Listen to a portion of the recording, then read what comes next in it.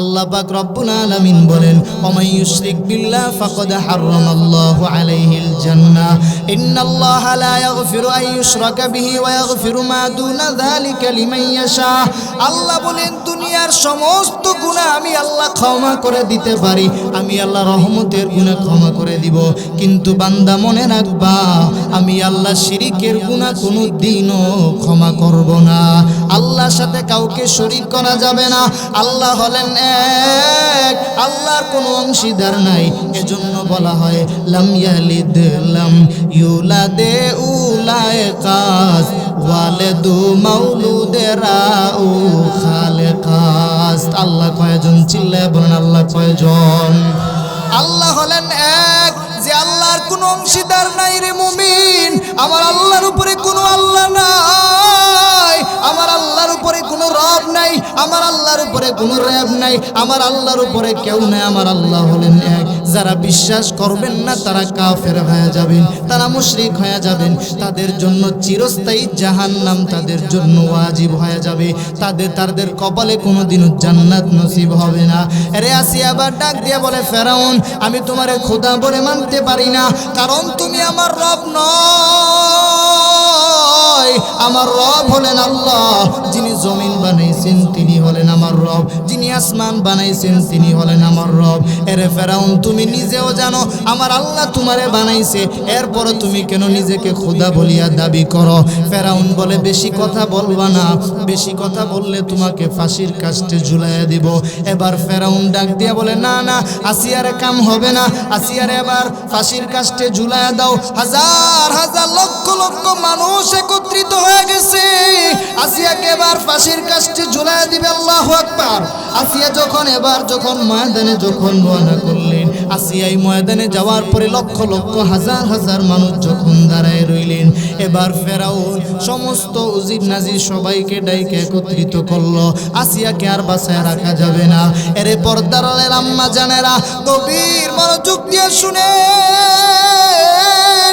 আসিয়া কি পরিমাণ ঈমান আমার মালিকের উপরে এনেছেন। আল্লাযী আরসালাহু বিল হাক্কি বাশীরাও ওয়া নাযীরা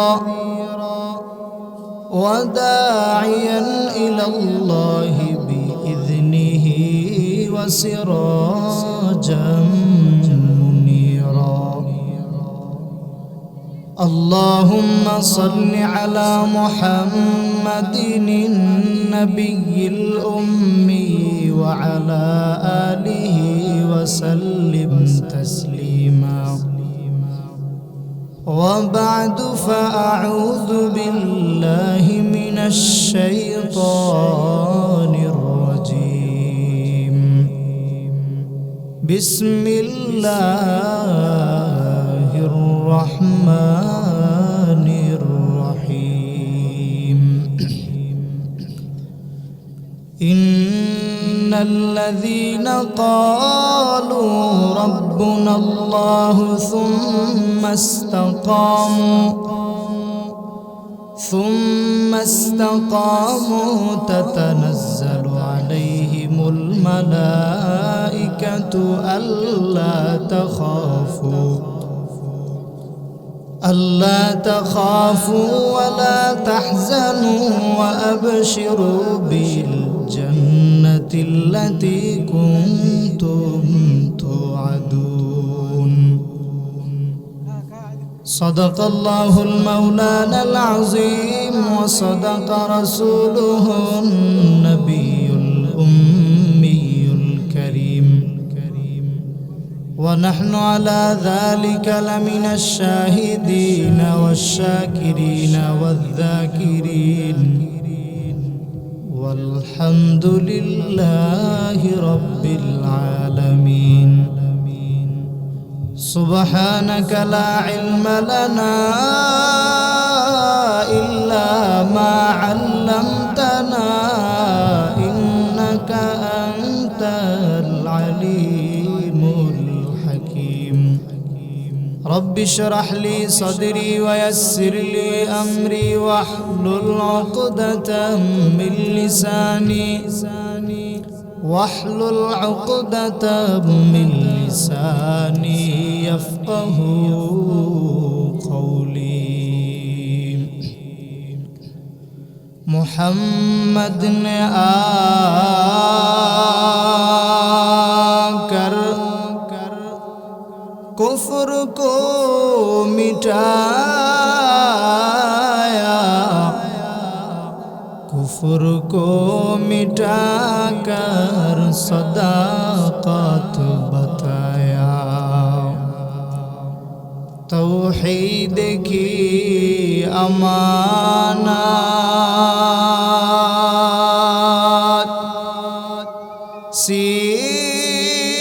سینوں میں ہے ہمارے آسان نہیں مٹانا نام و نشان ہمارا محبت بلغ العلا بکمالہ کشف الدجى بجماله حسنت جميع خصاله صلوا عليه وآله لا إله إلا الله لا إله محبت لا إله إلا الله لا إله إلا الله لا إله إلا الله لا إله إلا الله لا إله لا إله إلا الله محمد رسول الله صلى الله عليه وسلم الحمد لله নরসিংহপুর দক্ষিণ পাড়া হিলফুল ফুজুল যুব সংগঠনের উদ্যোগে কর্তৃক আয়োজিত ইসলামী মহাসম্মেলনের সম্মানিত সভাপতি উপস্থিত মুআজ্জাজ মুকাররম উলামায়ে কেরাম মুরব্বিয়ানে ইজাম কলিজার টুকরা যুবক ভাই স্নেহের ছোট ভাই মাইকের আওয়াজ শ্রবণদাতা আমার পর্দানিশীন শ্রদ্ধেয় মা ও বোনেরা আল্লাহ রব্বুল আলামিনের দরবারে লক্ষ কোটি শুকরিয়া যে আল্লাহ রব্বুল ইজ্জত আমাদেরকে দুনিয়ার সমস্ত ফিতনা ফাসাদ থেকে ফারেক করে দুনিয়ার সমস্ত কাজ থেকে ফারেক করে দ্বীনি মজমা জান্নাতের বাগানে কোরআনের বাগানে আসার বসার কিছু কথা বলার শোনার তৌফিক দান করেছে এজন্য অন্তরস্থল থেকে কালেমাতুশ শুকর আদায় করি আলহামদুলিল্লাহ। এখনো আমরা যারা বাহিরে ঘোরাফেরা করছি মেহেরবানি করে আমরা প্যান্ডেলের ভিতরে চলে আসি আমাদের এলাকার সমস্ত ধর্মপ্রাণ মুসলমান ভাইদেরকে দৃষ্টি আকর্ষণ করে বলবো এমন জান্নাতি বাগান আপনারা প্রতিদিন পাবেন না প্রতিদিন হবেও না হবে আমরা মেহেরবানি করে সকলে প্যান্ডেলের ভিতরে চলে আসি আমাদের দূর থেকে যে মেহমানরা আসতেছেন ওনারা এক একজন করে আসতেছেন ইনশাআল্লাহ মাগরিবের পর থেকে আলোচনা হয়েছে এখনো হবে আমরা আখিরি মোনাজাত করে এরপরে বাড়ি যাব রাজি আছি তো ইনশাআল্লাহ আল্লাহ আমাদেরকে শেষ পর্যন্ত থেকে ধৈর্য সহকারে ইখলাসের সাথে কিছু সবক নিয়ে বাড়িতে যাওয়ার তৌফিক দান করুক বলেন আমিন। আল্লাহ পাক রব্বুল আলামিন আমি আপনাদের সামনে কোরআনুল কারীমের যে আয়াতে কারিমা তেলাওয়াত করেছি আল্লাহ পাক রব্বুল আলামিন এই আয়াতের মধ্যে কি বলতেছেন আল্লাহ পাক যদি তৌফিক এনায়েত করেন অল্প কিছু সময় ইনশাআল্লাহ আমরা আলোচনা করব আপনারা শুনবেন আল্লাহ আমাদের সকলকে সহি বুঝদান করুক বলেন আমিন। আল্লাহ পাক রব্বুল আলামিন বলেন ইন্নাল্লাযীনা ক্বালু রাব্বুনাল্লাহ সুম্মা ইসতাকামু তাতানাজ্জালু আলাইহিমুল মালায়েকা আল্লা তাখাফু ওয়া লা তাহজানু ওয়া আবশিরু বিল জান্নাহ ওয়া وأبشروا بالجنة التي كنتم توعدون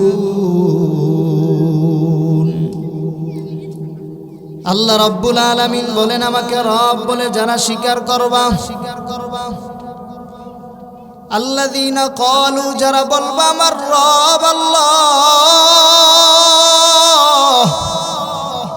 আল্লাহ বলে শুধু রব বলে স্বীকার করবা শুধু তা না রব বলে স্বীকার করবা আবার এই কথার উপর ইস্তিকামত থাকবা আল্লাহ বলেন যারা এই কথাটা বলবাই যে আমার রব আল্লাহ আমি আল্লাহর উপরে ঈমান আনলাম এবং আল্লাহর উপর ঈমান আনার পরে আবার এই কথার উপরে ইস্তিকামত যারা থাকবেন আল্লাহ বলে তাদের কোনো ভয় নেই আল্লাহ তাখাফু ওয়ালা তাহজানু আল্লাহ বলে তাদের কোনো ভয় নেই তোমরা দুঃখিত হয় না ওয়া আবশিরু বিল জান্নাতিল্লাতী কুনতুম তুআদুন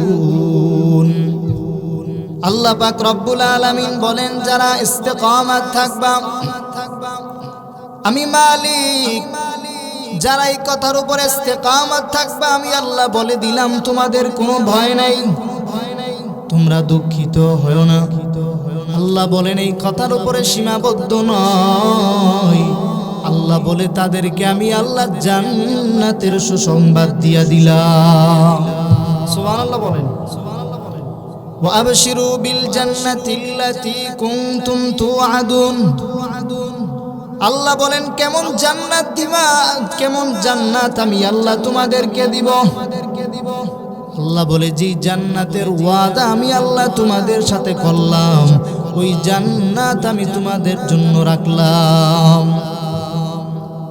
লাম ইয়ালিদ লাম ইউলাদ উলায় কাস্ত ওয়ালাদু মাউলুদেরা ও খালেকাস্ত আল্লাহ কয়জন জোরে বলেন কয়জন আল্লাহ পাক বলেন আমি আল্লাহ এক আমার কোনো অংশীদার নাই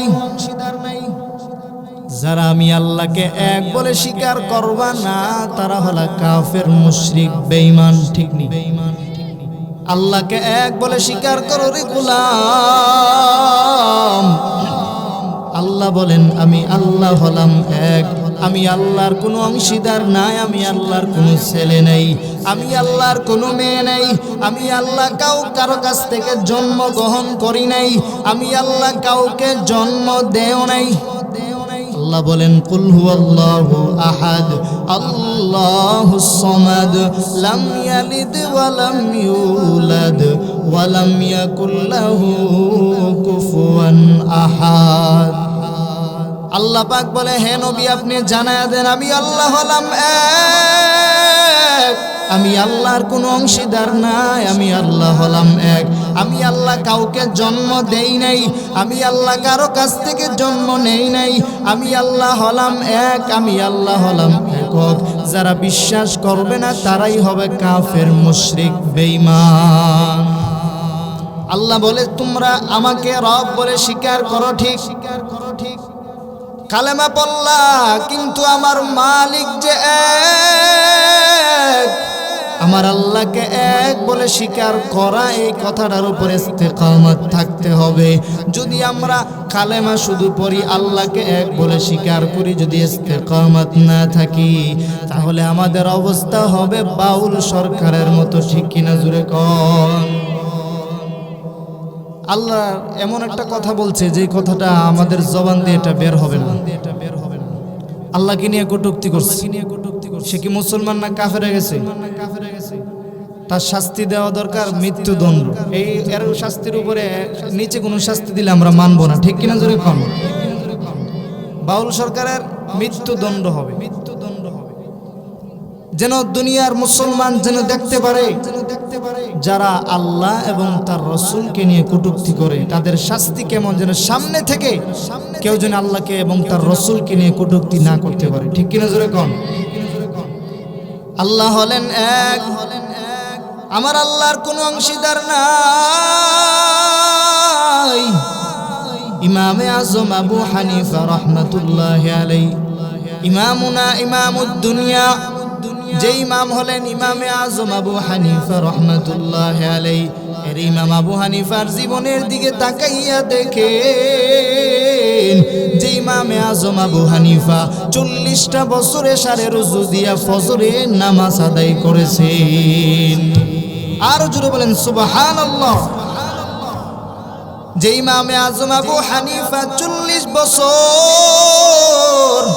40টা বছর পর্যন্ত এশারে রুজু দিয়া ফজরের নামাজ পড়েছে।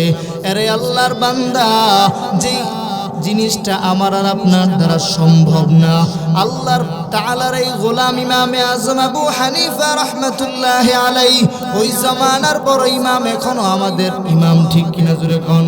আমাদের মাযহাবের ইমাম হলো ইমামে আজম আবু হানিফা রাহমাতুল্লাহি আলাইহি। এর ইমামে আজম আবু হানিফা, যার লকব হলো হানিফা, যার লকব হলো ইমামে আজম আবু হানিফা, তার নাম হচ্ছে নোমান ইবনে সাবিত। এই ইমামে আজম আবু হানিফা রাহমাতুল্লাহি আলাইহি ওই কুফা নগরীতে একটা নাস্তিক ছিল, একটা কাফের ছিল, যে বলছে যে আল্লাহ যে এক, যেই জিনিস আমি দেখি না ওই জিনিসকে আমি মানি না। নাউযুবিল্লাহ বলবেন না? আরে ইমামে আজম আবু হানিফা রাহমাতুল্লাহি আলাইহি, ইমামে আজম আবু হানিফা বললেন আমি প্রমাণ করে দিব। তারা বললেন আমাদের এখানে একজন ইমাম আছে যার নাম হলেন ইমামে আজম আবু হানিফা, উনি আপনাকে প্রমাণ করে দিবেন আমার আল্লাহ আছেন। এই কথা বলার পরে ওনারা যখন বলল কয়টার সময় বসবা, তোমাদের আল্লাহ যে আছেন এটা প্রমাণ করার জন্য তোমরা কয়টার দিকে বসবা, টাইম দিয়ে দিল জুমার নামাজের পরে 2টার দিকে বসা হবে। ইমামে আজম আবু হানিফা রাহমাতুল্লাহি আলাইহি এর সবাই যখন ময়দানে আসতেছেন, ইমামে আজম আবু হানিফা তখন আসে না। হাজার হাজার মানুষ ময়দানে হাজির হয়ে গেছে। ইমামে আজম আবু হানিফা ছাড়া সবাই একত্রিত হয়ে গেল। জুড়ে বলেন আল্লাহু আকবার, আর জুড়ে বলেন আল্লাহু আকবার। ইমামে আজম আবু হানিফা রাহমাতুল্লাহি আলাইহি দেরি করতেছে, ইমাম এবার আসে না। ময়দানে সবাই উপস্থিত হয়ে গেছে, ইমামে আজম আবু হানিফা যখন আসতেছে না, তারা বলতেছে আল্লাহ যে এক এটা বিশ্বাস করা যাবে না, কারণ হলো তোমাদের মাযহাবের ইমাম ইমামে আজম আবু হানিফা তো আসতেছে না, মনে হয় ভয় পাইছে। ইমামে আজম আবু হানিফা এবার যখন আসলেন, লেট করে আসার পরে ওই কাফের জিজ্ঞাসা করে, এরা ইমামে আজম আবু হানিফা আপনি কেন দেরি করলেন? মুশরিক বলার পর ইমামে আজম আবু হানিফা বললেন যে আমি নদী একটা পাড়ি দিয়ে আমাকে এখানে আসতে হবে, এজন্য আমার দেরি হয়ে গেছে। এরে আমি নদীর পাড়ে যখন আসছি, নদীর পাড়ে এসে দেখি কোনো নৌকা নাই, কিছুই নেই।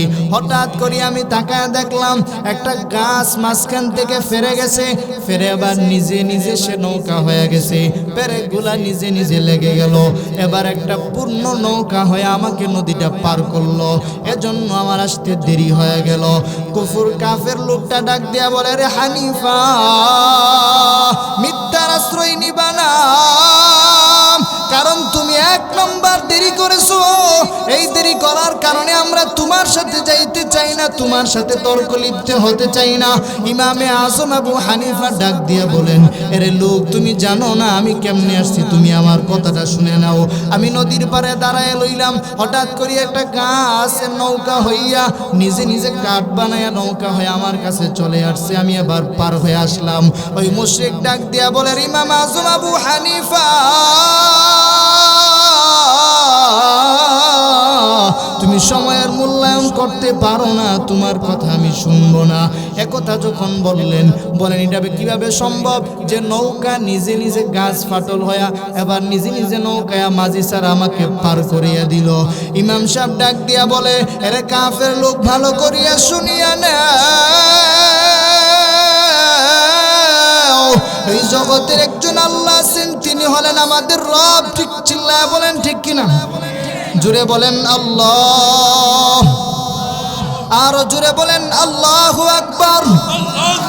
ইমামে আজম আবু হানিফা রাহমাতুল্লাহি আলাইহি ওই লোকটাকে আবার বললেন যে এই মুশরিক এই নৌকা যদি নিজে নিজে না হইতে পারে, এত বড় বিশাল আসমান আমার আল্লাহ বানাইছেন, এত বড় বিশাল জমিন আল্লাহ বানাইছেন, এরে ফজরের পরে সূর্যটা কিভাবে উঠে এটা কে বানাইছেন?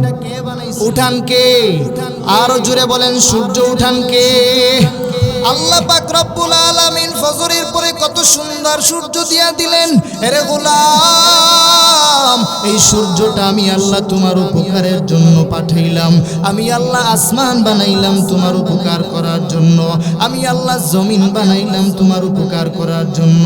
বান্দা বাহাদুরি করিস না, এ বান্দা দুনিয়ার জমিন নমরুদ ফেরাউন নিজেকে খোদা দাবি করছে, করছে কি করে নাই? ফেরাউন নিজেকে খোদা দাবি করছে, শুধু খোদা নয়, ফেরাউন বলে আনা রব্বুকুমুল আলা, চিল্লায় বলেন না নাউজুবিল্লাহ। ফেরাউন নিজেকে খোদা দাবি করেছেন। আল্লাহ পাক রব্বুল আলামিন বলেন, রে ফেরাউন তুই খোদা না, খোদা হলাম আমি, হলাম একমাত্র আল্লাহ। আল্লাহ তাআলা আসমান বানাইছেন, জমিনও আল্লাহ বানাইছেন, সূর্য আল্লাহ বানাইছেন, চন্দ্র আল্লাহ বানাইছেন। আল্লাহ বলেন বাহাদুরি চললে আমার চলবে, তোদের কোনো বাহাদুরি এই জমিনে চলবে না। আল্লাহ বলেন রহমতের নবীকে আমি আল্লাহ এত পাওয়ার দিয়া দিলাম, এরপরে নবীকে আমি আল্লাহ কত শান শৌকতের জিন্দেগি আমি আল্লাহ চাইলে দিতে পারতাম। আমি নবীকে বললাম, হে নবী আপনি যদি চান উহুদ পাহাড়টা আমি স্বর্ণ বানায় দিব। রহমতের নবী চাই নাই, কেমন নবী আমার, ঠিক কিনা জুড়ে কোন? আল্লাহ পাক নবীকে পাঠাইলেন। আল্লাহ নবীকে পাঠাইয়া এই আরবের জমিনে নবী আসার পরে, আরবের জমিনে যখন নবী আসছেন, আরবের জমিনটা পবিত্র জমিন হয়ে গেছে, ঠিক কিনা জোরে বলেন? রহমাতুল লিল আলামিন নবী, সবাই রহমাতুল লিল আলামিন নবী, কোরআনে প্রমাণ, উম্মত বিনে কে বুঝিবে আমার দয়াল নবীর শান। সবাই রহমাতুল লিল আলামিন নবী, কোরআনে প্রমাণ, রহমাতুল লিল আলামিন নবী, কোরআনে প্রমাণ, উম্মত বিনে কে বুঝিবে আমার দয়াল নবীর শান, ঠিক কিনা জোরে বলেন? নবী আমার মদিনারে বলবো,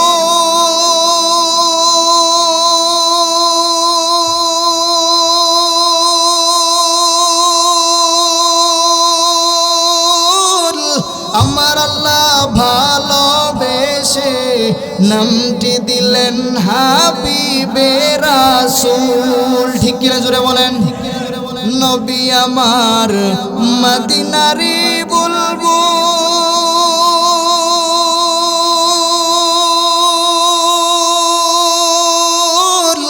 আমার আল্লাহ ভালোবেসে নামটি দিলেন মুহাম্মদ রাসূল। ওই নবীকে ভুল বুঝিলে থাকবে না ঈমান, উম্মত বিনে কে বুঝিবে আমার দয়াল নবীর শান। সবাই রহমাতুল লিল আলামিন নবী প্রমাণ, উম্মত বিনে কে বুঝিবে আমার দয়াল নবীর শান। চিল্লায় বলেন আল্লাহু আকবার। ইমামে আজম আবু হানিফা রাহমাতুল্লাহি আলাইহি যার জিন্দেগিতে 40টা বছর এশারে রোজা দিয়ে ফজরের নামাজ পড়েছেন, এত বড় একজন আল্লাহর ওলি, এত বড় একজন মানুষ ইমামে আজম আবু হানিফা প্রমাণ করে দিলেন। এই মুশরিকরা যখন প্রমাণ দিয়ে দিলেন নৌকা যদি মাঝি ছাড়া চলতে পারে না, যদি নৌকাটা যদি কেউ বানানেওয়ালা যদি না থাকে, তাহলে নৌকা হওয়া যেভাবে অসম্ভব, এই পৃথিবীতে মনে রাখবেন এই নৌকা যদি মাঝি ছাড়া না চলে, ওই কাফের মুশরিকটা বলে বলে যে নৌকা তো মাঝি ছাড়া হবে না। ইমামে আজম আবু হানিফা ডাক দিয়া বলেন, যদি নৌকা যদি মাঝি ছাড়া না হয়, আমার আল্লাহ আসমান বানাইছেন, এই জমিন আসমানও আমার আল্লাহ ছাড়া কেউ চালাতে পারে না। ঠিক কিনা জোরে বলেন। আল্লাহ তাআলা হলেন এক, যে আল্লাহ হলেন একক। আমার আল্লাহর প্রতি ঈমান আনছি আমরা, কিন্তু ঈমানটাকে মজবুত করে ধরে রাখা রাখবে। যে ঈমান এনেছিলেন আবু বকর, যে ঈমানটা এনেছিলেন ওসমান রাদিয়াল্লাহু আনহু, যে ঈমান এনেছেন হযরত বিলাল, যেই বেলাল নবীজির সাথে জান্নাতে সবার আগে ঢুকবে। জুড়ে বলেন আল্লাহু আকবার। হযরতে বেলাল রাদিয়াল্লাহু আনহু নবীজি যখন মেরাজের রাত্রে গেলেন, ওইখানে যাওয়ার পরে রহমতের নবী হযরতে বেলালের হাঁটার শব্দ পেয়েছেন। জুড়ে বলেন সুবহানাল্লাহ। যেই ঈমান আনার কারণে বেলালকে কষ্ট কম দিছিল, বেলালের মারতে মারতে অজ্ঞান করে ফেলছেন। উমাইয়া বেলালের মারতে মারতে অজ্ঞান করে ফেলছেন। আবু বকর বলেন, যে বেলালের আমার কাছে দিয়া দাও, আর তোমাদের ধর্মের একজন গোলাম আমার কাছে আছে, ওরে তুমি নিয়ে যাও। এরে বেলাল ঈমান গ্রহণ করার কারণে কষ্ট কম করে নেই। এরে আল্লাহর বান্দা হযরতে বেলালকে হাতে পায়ে রশি লাগাইয়া মক্কার জমিনে ঘুরাইছেন। হযরতে বেলালকে কি পরিমাণ কষ্ট দিয়েছেন। হযরতে খাব্বাব রাদিয়াল্লাহু আনহুকে কয়লার আগুন ঢেলে দিছে। হযরতে খাব্বাব রাদিয়াল্লাহু আনহুকে জিহ্বার মধ্যে কয়লা দিয়ে দিছে। এর এত কষ্ট সাহাবায়ে কেরাম ঈমানকে ধরে রাখার জন্য করেছেন। এরে ফেরাউনের বিবি আসিয়ার দিকে তাকাইয়া দেখে, যেই ফেরাউনের বিবি আসিয়া রাদিয়াল্লাহু আনহা, যিনি দুনিয়ার সবচেয়ে বড় কাফেরের স্ত্রী হওয়ার পরেও আমার মালিকের জান্নাত দুনিয়াতে থাকা অবস্থায় দেখে গিয়েছেন। ঠিক কিনা জোরে বলেন। আরে আল্লাহর বান্দার আসিয়ার মতো ঈমানটাকে মজবুত করে নেন। আরে পর্দার আড়ালের মা বোনেরা, আসিয়ার মতো ঈমানটারে মজবুত করে নেন। আসিয়া রাদিয়াল্লাহু আনহা রাতের গভীরে নামাজে দাঁড়ায় গেছে। নামাজে দাঁড়াইয়া আমার মালিকের প্রশংসা শুরু করে দিছে। আর নামাজে দাঁড়াইয়া আমার আল্লাহকে ডাক দিছেন, মালিক, আমার প্রাণের স্বামী ফেরাউনকে আপনি হেদায়েতের দরজা খুলে দেন। এর এই জমিনেও কিছু আছে, এই এলাকার মধ্যে না, এই পুরা বাংলাদেশে না, পুরা বিশ্বের মধ্যে এমন কিছু আবু জাহেল আছে যাদের কপালে কোনো দিনও ঈমান কি কালেমা নসিব হবে না। কথা বলেন ঠিক কিনা? ঈমান আনছি ঠিকই, কিন্তু ঈমানটা পরিপূর্ণ না। আবু জাহেলের মতো। আবু জাহেল নবীকে কাছ থেকে দেখছে, এত ভালোবাসছে, এরপরে ঈমান আনে নাই। আবু জাহেল এত কাছ থেকে রসুলকে দেখছেন, রসুল মুজিজা দেখায়, আবু জাহেল কয় জাদু। নাউজুবিল্লাহ বলবেন না? আবু জাহেল রহমতের নবীর কোরআন তেলাওয়াত গভীর রাত্রে মনোযোগ দিয়ে শুনেন। সুবহানাল্লাহ। রহমতের নবী কোরআন তিলাওয়াত করেন। আবু জাহেল রাতের গভীরে, আবু জাহেল মক্কার ওই বাইতুল্লাহর হাতিমে রহমতের নবী কোরআন তিলাওয়াত করে, আর আবু জাহেল এখানে দাঁড়ায় রহমতের নবীর কোরআন তিলাওয়াত শুনে। জুড়ে বলেন সুবহানাল্লাহ। আবু জাহেল রাতের গভীরে বাড়ি থেকে বের হয়ে যায়। তার বিবি জিজ্ঞাসা করে, রে আবু জাহেল তুমি কোথায় যাও? উম্মে জামিল ডাক দিয়া বলে, আবু জাহেল কই যাও রাতের গভীরে? আবু জাহেল কই, আমি যাইতেছি একটা কাজে, বলা যাবে না, আমি ভালো কাজে যাইতেছি, বলা যাবে না। উম্মে জামিল ডাক দিয়া বলে, রে আবু জাহেল, আজকে যদি তুমি না বলো, আজকে তোমাকে আমি যেতে দিব না। আবু জাহেল ডাক দিয়া বলে, রে বলছি না তোরে ভালো কাজে যাইতেছি। আবু জাহেল তো খারাপ নাকি ভালো? আবু জাহেল খারাপ। আবু জাহেল এটাও বুঝতো যে কোরআন তেলাওয়াত শোনাটা ভালো। ঠিক কিনা জোরে কোন? এরপরও তো কালেমা নসিব হয় নাই। হয়েছে? আবু জাহেল রহমতের নবীর কোরআন তেলাওয়াত শোনার জন্য ঘর থেকে বের হয়ে গেল। উম্মে জামিলকে বলেন, আমি রাতের গভীরে আবু জাহেল যখন 3টা বেজে গেল, আবু জাহেল ঘর থেকে বের হয়ে আবার রওনা করলেন। উম্মে জামিল কয়ে, আবু জাহেল কোথায় যাও? আবু জাহেল প্রতি রাতে বেলা রহমতের নবীর কোরআন তেলাওয়াত শোনার জন্য চলে যায়। এবার যখন আবু জাহেল রাতের গভীরে যখন বের হইতে লাগলেন, হঠাৎ করিয়া দরজার মধ্যে একটু আঘাত লাগছে। আঘাত লাগার পরে উম্মে জামিলের ঘুম যখন ভেঙে গেছে, আবু জাহেলকে ডাক দিয়া করে, আবু জাহেল কোথায় যাও? একটু বলো না, একটু কোথায় যাও? আবু জাহেল ডাক দিয়া বলে, বিবি আমার, তোমার না বললাম ভালো কাজে যাই? এরে আমার এলাকার মানুষেরা গভীর মনোযোগ দিয়া কানটা লাগায় শুনেন। কোরআনের বিরোধিতা আবু জাহেল সারাদিন কোরআনের আন্দোলন করে, এরপরেও রাতের গভীরে আবু জাহেল রহমতের নবীর কোরআন তেলাওয়াত করে। কত সুন্দর মধুর আওয়াজ! রহমতের নবী কত সুন্দর করিয়া কোরআনুল কারীম তিলাওয়াত করেন। এরে আবু জাহেল যখন রাতের গভীরে আবার বের হয়ে রওনা হয়ে গেলেন, আবু জাহেল বের হওয়ার সময় বিবি বলেন, আজকে তোমারে ধরছি না বললে তোমার আজকে ছাড়বো না। এক পর্যায়ে আবু জাহেল বাধ্য হয়ে বলে, আমি নবী মুহাম্মদের কোরআন তিলাওয়াত শুনতে যাই। জুড়ে বলেন সুবহানাল্লাহ। উম্মে জামিল ডাক দিয়ে বলে, স্বামী, তুমি আজকে যাইতেছো মুহাম্মদের কোরআন তেলাওয়াত শোনার জন্য, অথচ আমি আগে থেকে মুহাম্মদের কোরআনের বড় ভক্ত। জুড়ে বলেন আল্লাহু আকবার। আবু জাহেল ভাবছে নিজে একাই শুনে, এখন দেখে নিজের বিবি আর আগে থেকেই শুনে। সুবহানাল্লাহ বলবেন না? আবু জাহেল এবার বের হয়ে গেলেন 3টা কম্বল পেঁচাইয়া। আবু জাহেল এবার মক্কার দিকে রওনা করলেন। উম্মে জামিলকে ডাক দিয়ে আবু জাহেল বলে, আরে উম্মে জামিল, কম্বলগুলা ভালো করিয়া পেঁচায় নাও, কারণ মানুষ যদি তোমারে দেখে তাহলে সমস্যা হবে। আবু জাহেল বলে, আমি নেতা, আমি তো যাই, মানুষ দেখলে বলবে তুই তো যাস, তোর বিবিরে নিয়েও যাস, ঠিক কিনা? এজন্য তুমি কম্বলগুলা পেঁচায়া ভালো করে নাও। আবু জাহেলের বিবি আবার কম্বল দিয়া ভালো করিয়া যখন পেঁচায়া নিলেন, নিয়ে আবার 2জন রওনা করলেন কোথায়? আল্লাহ রাসূলের কোরআন তেলাওয়াত শুনতে। মনে আছে তো আপনাদের? আল্লাহ রাসূলের কোরআন তেলাওয়াত করার শোনার জন্য রওনা হয়ে গেলেন। ওইখানে আবার গিয়া দেখে রহমতের নবী নামাজে দাঁড়ায় দাঁড়ায় কোরআন তেলাওয়াত শুরু করে দিছে। জুড়ে বলেন আল্লাহু আকবার। আবু জাহেল এবার বাইতুল্লাহর হাতিমে কানটা লাগাইয়া রহমতের নবীর কোরআন তেলাওয়াত শুনতেছে। জুড়ে বলেন আল্লাহু আকবার। রহমতের নবীর কোরআন তেলাওয়াতের এত মধুর আওয়াজ, আবু জাহেল কান লাগায় লাগায় শুনতেছে। কোন দিক দিয়া যে আবু জাহেল ঘুমায় গেছে নিজেও বলতে পারে না। সুবহানাল্লাহ। আবু জাহেল এবার কান লাগায় লাগায় রহমতের নবীর কোরআন তিলাওয়াত শুনতেছেন। হঠাৎ করিয়া রহমতের নবীর কোরআন তিলাওয়াত শুনতে শুনতে ঘুমায় গেছে। রহমতের নবী নামাজে দাঁড়াইয়া কোরআন তিলাওয়াত করেন, বিসমিল্লাহির রহমানির রহিম।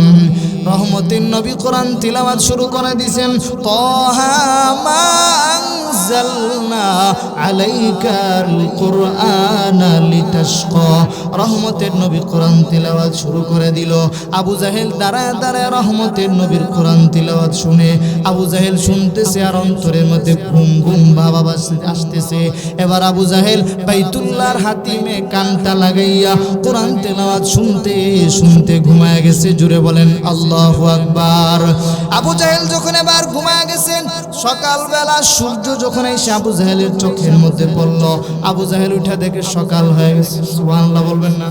আবু জাহেল যখন দেখে সকাল হয়ে গেছে, এবার বিবিকে কয় তাড়াতাড়ি উঠো, তাড়াতাড়ি উঠো, কাম শেষ হয়ে গেছে, সকাল হয়ে গেছে, মানুষ দেখলে এবার কি বলবে, তাড়াতাড়ি উঠে যাও।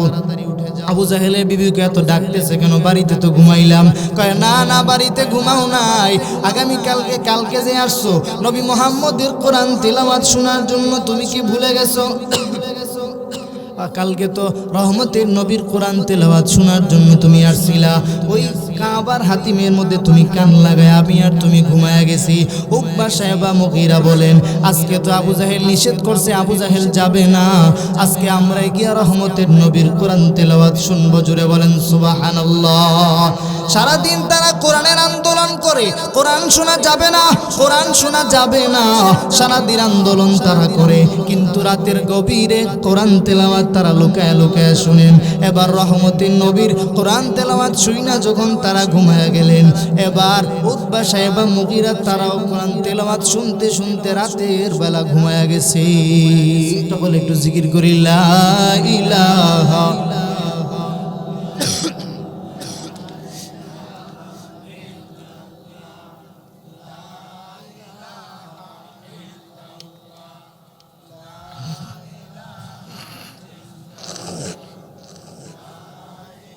লা ইলাহা লা ইলাহা ইল্লাল্লাহ মুহাম্মাদুর রাসূলুল্লাহ সাল্লাল্লাহু আলাইহি ওয়াসাল্লাম। এবার আবু জাহেল রাতের গভীরে রহমতের নবীর কোরআন তেলাওয়াত শুনতে শুনতে যখন ঘুমায় গেলেন, এবার আবু জাহেল ঘুম থেকে উঠে দেখে সকাল হয়ে গেছে। বিবিকে ডাক দিয়া বলে, উম্মে জামিল তাড়াতাড়ি উঠো, সকাল হয়ে গেছে। লোকজন যদি আমাদেরকে দেখতে পায় তাহলে বলবে আবু জাহেল সারাদিন কোরআনের আন্দোলন করে, আবু জাহেল এখন কোরআন তেলাওয়াত শোনার জন্য আসছে। না না, তাড়াতাড়ি উঠে যাও। উম্মে জামিল তাড়াতাড়ি দৌড় দিতে গিয়ে একটা কম্বল বাইতুল্লাহর হাতিমে রাইখা চলে গেছে। ওই রাস্তার মোড়ে যখন গেছে, গিয়া রাস্তার মোড়ে গিয়া দেখে উতবা সাহেব এবং মুগীরা সবাই একসাথে হয়ে গেছে। সুবহানাল্লাহ বলবেন না? সবাই যখন একসাথে হয়ে গেছে, এবার জিজ্ঞাসা করে, তুমি কেন আসছো? কই তুমি কেন আসছো আগে বলো। কই তুমি যেই জন্য আসছিলা আমিও সেই জন্যই আসছিলাম। আমি আপনাদেরকে বুঝাইতে চাইলাম রহমতুল লিল আলামিনের কোরআন শোনার জন্য। আবু জাহেল রাতের গভীরে না ঘুমায়া ঘুমায়া কোরআন তেলাওয়াত শুনে। কত মনোযোগ, কত মনোযোগ। আমি আর আপনি কি রাতের ঘুমটা এমনি নষ্ট করবো শীতের দিন, তাও আবার শীতের দিন? সুবহানাল্লাহ বলবেন না? সারাদিন নবীজির বিরুদ্ধে কথা কয়, এরপর রাত্রে বেলা গিয়া রাসূলের কোরআন তেলাওয়াত শুনে। আল্লাহু আকবার। রহমতুল লিল আলামিন উপরে যারা রহমতের নবীর হাতে হাত রেখে যারা কালেমা পড়ে মুসলমান হয়ে গেছে, এরে রহমতের নবীর হাতে হাত রেখে যারা কালেমা পড়ে মুসলমান হয়ে গেছে, এরে আবু বকরের জীবনের দিকে তাকায় দেখেন, উসমানের জীবনের দিকে তাকায় দেখেন, আলী রাদিয়াল্লাহু আনহুর জীবনের দিকে তাকায় দেখেন। কালেমা পড়ার জন্য তো কম কষ্ট করে নেই। রহমতের নবীর হাতে হাত রেখে কালেমা পড়েছেন। ওই কালেমা পড়ার কারণে কাফেররা কত কষ্ট দিয়েছেন, কত নির্যাতন করেছেন। এরপরও আল্লাহ পাকের কালেমা যে রাসূল আল্লাহ পাকের উপরে যে ঈমান এনেছে, ঈমান ছাড়ে নাই। ঠিক কিনা জোরে বলেন? ফেরাউনের একজন বান্দি ছিল। এই বান্দি যখন মূসা নবীর উপরে ঈমান এনে ফেললেন, মূসা নবীর উপরে ঈমান আনার পরে ফেরাউন যখন জানলেন, ফেরাউন বলেন তাড়াতাড়ি তেল গরম কর কড়াইয়ের মধ্যে। তারা কেন মূসার আল্লাহর উপর ঈমান এনেছে? এই মিশরের মধ্যে আমার চাইতে বড় খোদা তো কেউ নাই। নাউজুবিল্লাহ বলবেন না? ফেরাউন বলে আমার চাইতে বড় খোদা তো মিশরের জমিনে কেউ নাই। এরপরে মূসার আল্লাহর উপরে আবার কেন ঈমান আনলেন?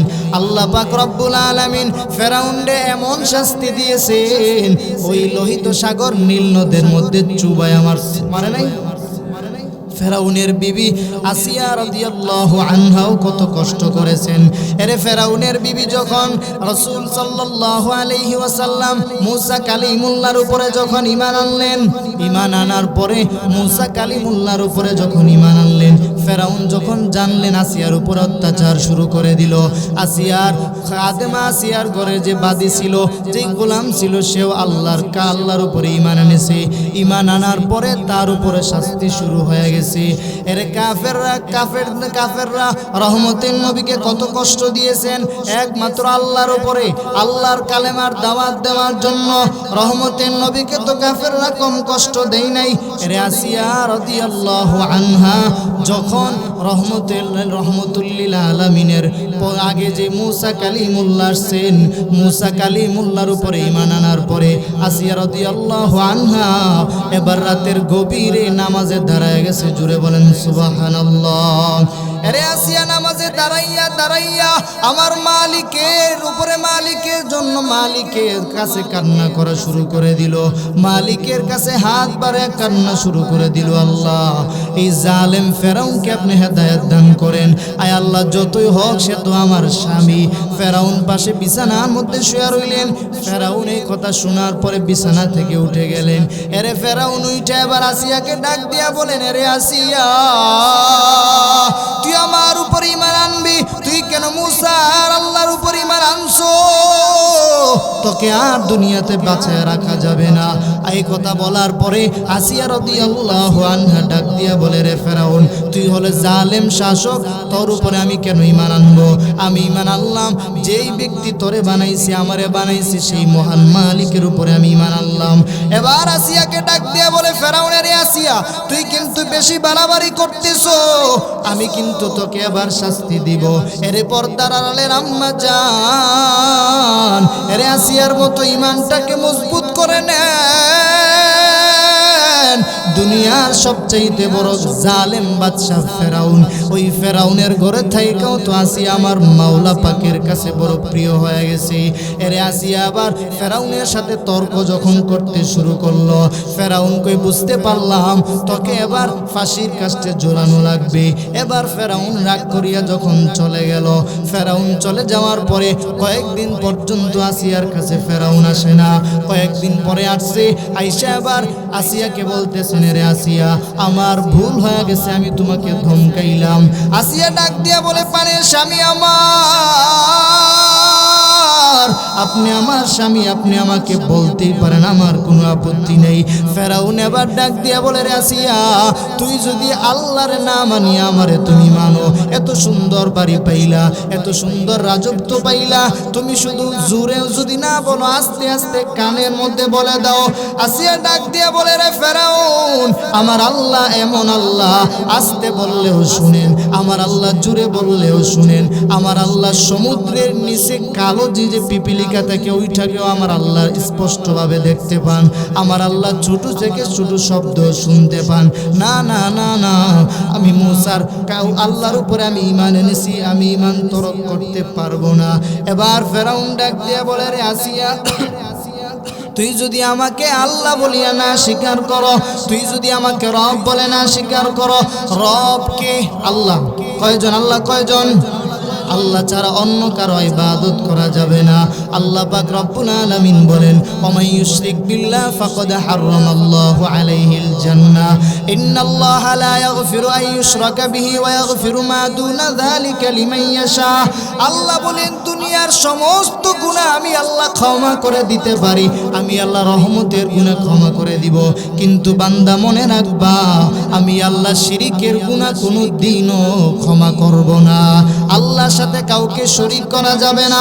আল্লাহ হলেন এক, আল্লাহর কোনো অংশীদার নাই। এজন্য বলা হয়, লাম ইয়ালিদ লাম ইউলাদে উলায়কাস ওয়ালিদু মাউলুদেরা উ খালেকাস। আল্লাহ কয়জন? চিল্লায় বলেন, আল্লাহ কয়জন?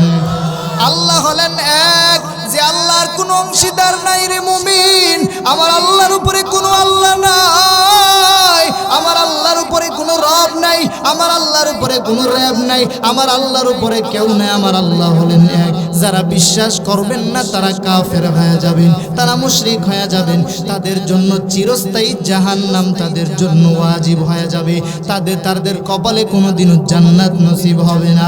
আরে আসিয়া আবার ডাক দিয়ে বলে, ফেরাউন, আমি তোমারে খোদা বলে মানতে পারি না, কারণ তুমি আমার রব নয়। আমার রব হলেন আল্লাহ, যিনি জমিন বানাইছেন তিনি হলেন আমার রব, যিনি আসমান বানাইছেন তিনি হলেন আমার রব। এরে ফেরাউন, তুমি নিজেও জানো আমার আল্লাহ তোমারে বানাইছে, এরপর তুমি কেন নিজেকে খোদা বলিয়া দাবি করো? ফেরাউন বলে, বেশি কথা বলবা না, বেশি কথা বললে তোমাকে ফাঁসির কাস্টে ঝুলাইয়া দিব। এবার ফেরাউন ডাক দিয়া বলে, না না, আসিয়ারে কাম হবে না, আসিয়ারে এবার ফাঁসির কাস্টে ঝুলাইয়া দাও। হাজার হাজার লক্ষ লক্ষ মানুষ একত্রিত হয়ে গেছে, আসিয়াকে এবার ফাঁসির কাস্টে ঝুলাইয়া দিবে। আল্লাহু আকবার। আসিয়া যখন ময়দানে রওনা করলেন, আসিয়া এই ময়দানে যাওয়ার পরে লক্ষ লক্ষ হাজার হাজার মানুষ যখন দাঁড়ায় রইলেন, এবার ফেরাউন সমস্ত উজির নাজির সবাইকে ডাইকে একত্রিত করলো। আসিয়াকে আর বাঁচায় রাখা যাবে না। এরে পর্দার আড়ালের আম্মা জানেরা, গভীর মনোযোগ দিয়ে শুনেন, আসিয়া কি পরিমাণ ঈমান আমার মালিকের উপরে এনেছেন। ফেরাউন এত কষ্ট দেওয়ার পরেও আসিয়া আমার মালিকের ঈমান ছাড়ে নেই। ঈমান নামের দৌলত নিয়ে আসিয়া জান্নাতে প্রবেশ করে ফেলছে। এবার ফেরাউন যখন সবাইকে যখন একত্রিত করলেন হাজার হাজার মানুষের সামনে, এবার ঈমানের পরীক্ষা হয়ে যাবে। আমার আর আপনার ঈমানের তো কোনো পাওয়ার নাই, আমার আর আপনার ঈমান তো এত মজবুত নয়, আমার আর আপনার ঈমান তো এত পাওয়ার নয়। এরে আসিয়াকে যখন ফাঁসির কাস্টে ঝুলাইয়া দিবে, সবাইকে যখন একত্রিত করলেন, আসিয়া এবার কান্না শুরু করে দিলেন। আসিয়া এবার ওই মাঠের মধ্যে যখন আসিয়া কান্না করতেছেন, আসিয়া এবার কান্না যখন শুরু করে দিলেন, জামানার নবী মূসা নবী রাস্তা দিয়ে হেঁটে যায়। আসিয়া ডাক দিয়ে বলে, নবী মূসা, আপনি তো আমার মালিকের সাথে কথা বলেন, আল্লাহু আকবার। নবী মূসা আমার আল্লাহর সাথে তুর পাহাড়ে গিয়ে কথা বলে। আসিয়া বলে, হে নবী মূসা, আপনি আল্লাহকে গিয়ে জিজ্ঞাসা করেন না, আমার আল্লাহ এই মুহূর্তে আমার উপরে খুশি না বেজার।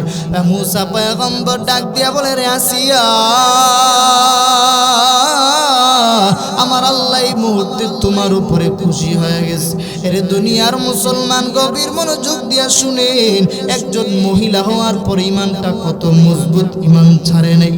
আসিয়া যখন এবার দাঁড়ায় গেছে, আসিয়া এবার আসমানের দিকে তাকাইয়া আল্লাহকে ডাক দিয়া বলেন, মালিক,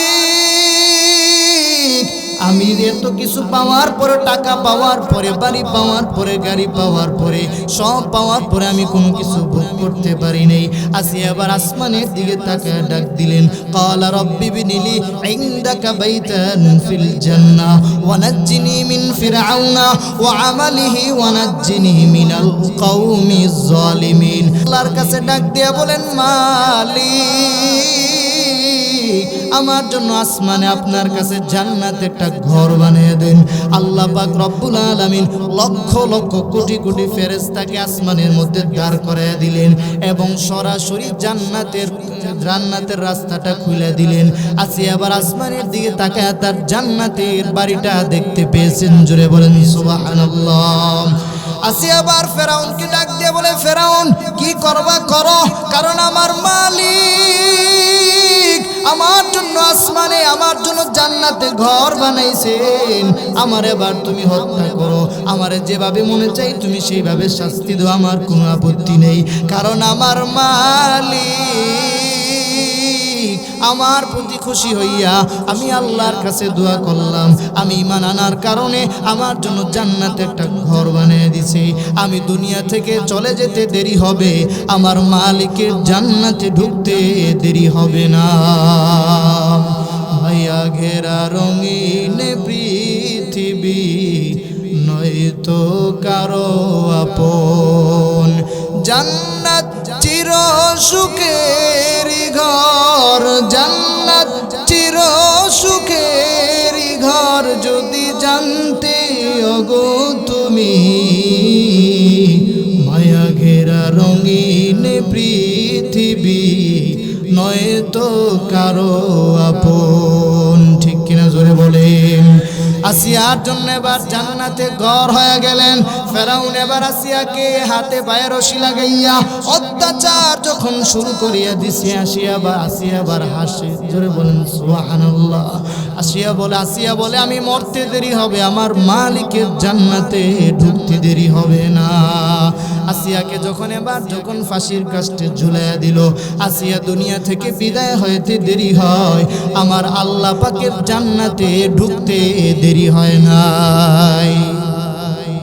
ফেরাউনের ঘরে একজন দাসীবাদী ছিল, তিনি ঈমান আনার কারণে এবার ফেরাউন জল্লাদকে অর্ডার করলেন, এর জল্লাদ আগুন তৈরি করে নাও, ওই আগুনের মধ্যে সেই মহিলা সহ তার বাচ্চাগুলাকে তেলের মধ্যে জ্বালায় দিব। ফেরাউন এত জালেম, এত বড় বাদশা, এত বড় জালেম, ফেরাউন এই বাচ্চাগুলারও তেলের মধ্যে ছেড়ে দিল। বড় বাচ্চাটা ডাক দিয়া বলে, মা। ফেরাউনে কে আল্লাহ মেনে, আমার আল্লাহ যিনি আছেন, যিনি আল্লাহ আছেন, ফেরাউনকে কি আল্লাহ মানা যায় না? ওই আল্লাহকে বাদ দিয়া কি ফেরাউনকে কি আল্লাহ মানা যায় না গো মা? মা তুমি তাকায়া দেখো, রাত ওইদিকে তাকায়া দেখো, তেল গরম করতেছে, ওই তেলের মধ্যে ছেড়ে দিবে। মা অত্যাচার সহ্য হয় না গো মা, ফেরাউনকে কি আল্লাহ মানা যায় না? ফেরাউনকে কথা বলা, মা কে কথা বলার পরে মা ডাক দিয়া বলে, রে সন্তান, না না, ফেরাউনকে আল্লাহ বলে স্বীকার করা যায় না। একজন আল্লাহ আছেন, তিনি হলেন আমাদের রব, তিনি হলেন আমাদের সব। বাবা তুমি ওই তেলের মধ্যে পড়তে দেরি হবে, তুমি আমার মাওলা পাকের জান্নাতে যাইতে দেরি হবে না। এই কথা যখন বাচ্চা বললেন, বাচ্চা এই কথা বলার পরে ওই একটা বাচ্চার বয়স ছিল 8 বছর, বড় সন্তানটার বয়স, ছোট সন্তানটার বয়স হলো 2 বছর। চিন্তা করিয়া দেখেন ফেরাউন কত বড় নিষ্ঠুর। ওই বড় ছেলেটাকে আগুনের মধ্যে যখন ফালাইয়া দিছে, বাচ্চাটা ডাক দিয়ে বলে, মা গো, ও মা, ফেরাউনের শাস্তি দেখা তুমি আমার আল্লাহকে ভুলা যাও না গো মা। ফেরাউনের শাস্তি দেখে তুমি আমার মালিকের ভুলা যাও না। ও মা, এটা আগুনের কোনো গোলা নয়, এটা আগুনের কোনো পাত্র নয় গো মা, এটা হলো জান্নাতের একটা জায়গা। মা তুমি আগুনে পড়তে দেরি হবে, তুমি আমার আল্লাহ পাকের জান্নাতে যেতে দেরি হবে না। জুড়ে বলেন সুবহানাল্লাহ। এবার বড় সন্তানটাকেও যখন তেলের মধ্যে ছেড়ে দিলেন, এবার ছোট সন্তানটার পালা। আরে আমার এলাকার মানুষেরা গভীর মনোযোগ দিয়ে শুনেন, আমার আর আপনাকে যদি আগুনের মধ্যে যদি ফেলে দেই, কি পরিমাণ না কষ্ট হবে। আমাদের মা বাবার সামনে যদি আমাদেরকে আগুনের মধ্যে, ফুটন্ত আগুনে যদি ফালাইয়া দেই, কি পরিমাণ কষ্ট হবে। এর মায়ের মনে এত কষ্ট শুরু হয়ে গেল। এবার এই নিষ্ঠুর ফেরাউন ছোট বাচ্চাটাকেও তেলের মধ্যে যখন ছেড়ে দিল, ওরে আমার এলাকার মুসলমান, দেখেন চোখ দিয়ে 2 ফোঁটা চোখের পানি বের হয় কিনা। নিষ্ঠুর ফেরাউন এবার ছোট সন্তানটাকেও যখন আগুনের মধ্যে যখন ফালাইয়া দিল, ছোট সন্তানটা ডাক দিয়ে বলে, মা গো, ও মা, ফেরাউনের এই শাস্তি দেখা তুমি আমার আল্লাহকে ভুলা যাও না, কারণ এটা আগুনের কোনো পাত্র নয় গো মা, এটা হলো জান্নাতের জায়গা। মা গো তুমি এখানে পড়তে দেরি হবে, তুমি আমার মালিকের জান্নাতে ঢুকতে দেরি হবে না। ফেরাউন যখন এই ছোট বাচ্চাটাকেও যখন আগুনে ফালাইয়া দিল, এবার মহিলার পালা শুরু হয়ে গেল। ফেরাউন ডাক দিয়ে বলে, মহিলা তুই দেখ, আমি তোর 2টা সন্তানকে তোর চোখের সামনে আগুনে ফালাইয়া দিলাম, তুই এবার চিন্তা করিয়া দেখ, তুই কি আমাকে আল্লাহ বলিয়া রব বলিয়া স্বীকার করবা কিনা। এর দুনিয়ার মুসলমান, ইমানের পরীক্ষা এত কঠিন, আমি আর আপনি ইমান এত দুর্বল, ইমানের পরীক্ষা আসলে আমি আর আপনি পাস করতে পারবো না। এর বাচ্চা 2টাকে যখন আগুনের মধ্যে ফালায়া দেয়, এবার মা জননী তাকায়া তাকায়া দেখতেছে ওই বাচ্চাগুলার হাড়গুলা তেলের মধ্যে ভাসতেছে। জোরে বলেন আল্লাহু আকবার।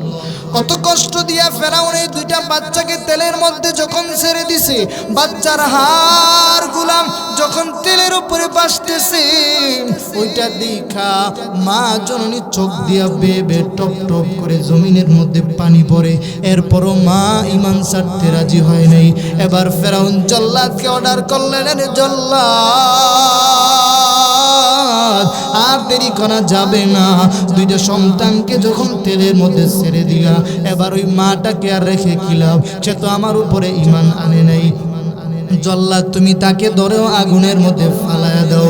এবার জল্লাদ ওই মহিলাটাকে ধরিয়া ফুটন্ত তেলের মধ্যে যখন ছাড়িয়ে দিল, ফুটন্ত তেলের মধ্যে যখন ছেড়ে দিল, ওই তেলের মধ্যে ছাড়তে দেরি হয়, আধা ঘন্টা লাগায় তেলটাকে যখন জ্বালাইলেন, ওই ফুটন্ত তেলের মধ্যে ফেরাউনের তার মাকেও যখন ছেড়ে দিল, ওই মহিলাকে ছাড়ার আগে মহিলা ফেরাউনকে ডাক দিয়ে বলে, রে ফেরাউন, একটা আবদার তোমার কাছে বলিয়া গেলাম, ওই আবদারটা রাখবা। আমরা যদি দুনিয়ার জমিন থেকে বিদায় হয়ে যাই, ওই দিন আমাকে যখন তেলের মধ্যে ফালাইবা, ওই তেলের মধ্যে যখন হাড্ডিগুলা যখন বাঁচতে থাকবে, ওই হাড্ডিগুলা অন্য কোথাও ফালাইবা না, ওই হাড্ডিগুলাকে তুমি একত্রিত করিয়া একটা জায়গায় কবরে দিয়ে দিবা। কারণ ফেরাউন, তুমি কেন তোমাকে কথাটা বললাম, কারণ হাসরের ময়দানে যেদিন আমার মালিক ডাক দেয়া বলবেন, যারা ফেরাউনের অত্যাচারের কারণে এই দুনিয়ার জমিন থেকে যাদেরকে তেলের মধ্যে রেখে যাদেরকে দুনিয়ার জমিন থেকে বিদায় করে দিছে, আরে তোমাদের জন্য সুসংবাদ, তোমরা তাড়াতাড়ি উঠে আসো। মা ডাক দেয়া বলে, রে ফেরাউন, হাসরের ময়দানে আমার মালিক যেদিন ডাক দিবেন, এর হাসরবাসীরা হাসর ময়দান কায়েম হয়ে গেছে, তোমরা উঠে যাও, আমি মালিকের কাছে তোমরা এসে যাও, আমি মালিকের কাছে তোমাদের হিসাব দেওয়া লাগবে। এই হাসরের ময়দানে যেদিন আমাকে উঠাবেন, সেদিন যেন আমি আমার দুইটা বাচ্চাকে নিয়েও যেন হাসরের ময়দানে উঠতে পারি। চিল্লায়া বলেন না আল্লাহু আকবার। ফেরাউন এবার বাচ্চাগুলাকে যখন তেলের মধ্যে ছেড়ে দিলেন, বাচ্চাগুলা তেলের মধ্যে ছাড়ার পরে হাড্ডিগুলো উপরে ভাসতেছে, এর মহিলাটাকে আস্তা তেলের মধ্যে ছেড়ে দিয়েছে। ফেরাউন এত বড় নিষ্ঠুর, ওই বাচ্চাগুলা মাকে যখন সবাইকে তেলের মধ্যে ছেড়ে দিছে, একমাত্র আমার মালিকের উপরে ঈমান আনার কারণে, ঠিক কিনা জোরে বলে। আমার আল্লাহর উপর ঈমান আনতে গিয়া যদি আমাদেরকে যদি বাড়ি ছাড়তে হয়, আমাদের যদি গাড়িও ছাড়তে হয়, আমাদের যদি বাপ মা ছাড়তে হয়, কে কে আমার মালিকের উপরে ঈমান আনতে গিয়া যদি বাবা মা বাড়িঘর যদি ছাড়তে হয়, কে কে রাজি আছেন? দুইটা হাত উঠে আমার আল্লাহকে দেখায়া দে। ঈমান ছাড়ে নাই। আসিয়াকে তেলের মধ্যে যখন বাসায় দিলেন, ওই খাদেমাকে যখন তেলের মধ্যে ছেড়ে দিলেন, সেও আমার মালিকের ঈমান ছাড়ে নাই। আসিয়াকেও কত নির্যাতন করেছে, আসিয়াও ঈমান ছাড়ে নাই। এর বেলালের কত কষ্ট দিয়েছেন, বেলালও ঈমান ছাড়ে নাই। এর খাব্বাবের কত কষ্ট দিয়েছেন, খাব্বাব রাদিয়াল্লাহু আনহু ঈমান ছাড়ে নাই। কারণ ঈমান এত বড় দৌলত রে মুসলমান, আমার আল্লাহ পাকের উপরে যদি ঈমান যদি রাখতে পারেন, একদিন না একদিন আপনি জান্নাত পেয়ে যাবেন। যদি ওই দুনিয়ার জমিনে আপনার আশ্রয় না হয়, এই দুনিয়ার জমিনেও যদি আপনি কষ্ট করেন, কষ্ট করে হালাল টাকা যদি আপনি উপার্জন করে আমার মালিকের কবরে যদি চলে যান, ওই কবর থেকে আল্লাহ পাক রব্বুল আলামিন আপনাকে জান্নাতের রাস্তা খুলে দিবে। কারণ আপনি ঈমান নিয়ে দুনিয়া থেকে বিদায় হয়ে গেলে। আল্লাহর নবী হাদিসে বলেন, আমার কোন উম্মত যদি ঈমান নিয়ে যদি দুনিয়া থেকে বিদায় হয়, ওই ঈমান নিয়ে যদি দুনিয়ার জমিন থেকে বিদায় হয়ে যায়, ঈমান নিয়ে দুনিয়া থেকে বিদায় হলে আমি আল্লাহ তাদেরকে আমি রহমতের নবী ঘোষণা দিয়ে দিলাম, তাদেরকে জান্নাত দিয়ে দিব। এজন্য মুসলমানেরা, আজকে বাড়ি পাইলাম, টাকা পাইলাম, ক্ষমতা পাইলাম, আমার মালিকের পাইলাম না। আমার আল্লাহকে পাওয়ার জন্য বান্দা গভীর রাত্রে উঠে আল্লাহকে ডাকা লাগবে। কারণ হলো, আমার আল্লাহকে পাওয়ার জন্য বান্দা তুমি কষ্ট করা লাগবে। কষ্ট ছাড়া তুমি আমি আল্লাহকে পাইবা না। আল্লাহ পাক হাসরের ময়দানে বলবে, গোলাম, আমাকে পাওয়ার জন্য তো তুমি রাতের গভীরে শীতের মধ্যে ঠান্ডার মধ্যে ওযু বানিয়ে ওযু করছো। আমি আল্লাহকে পাওয়ার জন্য তো একটা রাতের জন্য ঘুমাও নেই। আমি আল্লাহকে পাওয়ার জন্য তো নামাজ ছাড়ো নেই। আমি আল্লাহকে পাওয়ার জন্য ওয়াজ মাহফিলে তুমি দৌড়াইছো। আমি আল্লাহ আসমান থেকে তাকাইয়া দেখছি, আমি আল্লাহ তোমার প্রতি খুশি হয়ে গেলাম। আল্লাহ বলেন, গভীর রাত্রে নামাজ পড়ো, আমি আল্লাহকে ডাকরে গোলাম, আমার আল্লাহকে যদি তুমি রব বলে স্বীকার করো, ঈমান যদি মালিকের উপরে রাখতে পারো, আল্লাহকে যদি সন্তুষ্ট করে যদি দুনিয়ার জমিন থেকে বিদায় হতে পারো, তাহলে আমার মালিকের জান্নাতে ঢুকতে পারবা। এর দুনিয়ার মুসলমানেরা শেষ করে দেব, হুজুর আসছে ইনশাআল্লাহ 2-3 মিনিটের মধ্যে শেষ করে দিব। আল্লাহ পাক রব্বুল আলামিন ওই হাসরের ময়দানে যখন আল্লাহ পাক যখন গোলামদেরকে ডাকবেন, আল্লাহ বলবেন আমাকে রব বলে স্বীকার করতে গিয়া বান্দা তুমি কত কষ্ট করেছো, আমি আল্লাহ দেখছি বান্দা। আল্লাহ পাক আপনাকে জান্নাত দিয়ে দিবেন। আরে আল্লাহর বান্দা, কত বছর আমাদের এলাকার অনেক মুরব্বীরা ছিল যারা এবছর নাই, কথা বলেন ঠিক কিনা? আমাদের দাদা চলে গেল, আমাদের আত্মীয় স্বজন চলে গেল, কাকারা চলে গেল, কেউ এই দুনিয়ার জমিনে থাকতে পারে না, কারণ এই দুনিয়া থাকার জায়গা না। এই দুনিয়া থেকে সবাইকে একদিন বিদায় নিয়ে কবরের জগতে চলে যেতে হবে। এজন্য কবরের জগতে যাওয়ার আগে নিজের ঈমানটাকে মজবুত করে ধরেন, আল্লাহ পাকের মহাব্বত অন্তরে ঢুকায় দেন, আল্লাহ পাকের মহাব্বত অন্তরে ঢুকান। আল্লাহ আমাদের সবাইকে রহমতের নবীর সুন্নতের উপরে আমল করিয়া আল্লাহ পাককে এক বলে স্বীকার করে আমাদের জিন্দেগিটাকে সুন্দর করার তৌফিক দান করুন, বলেন আমিন।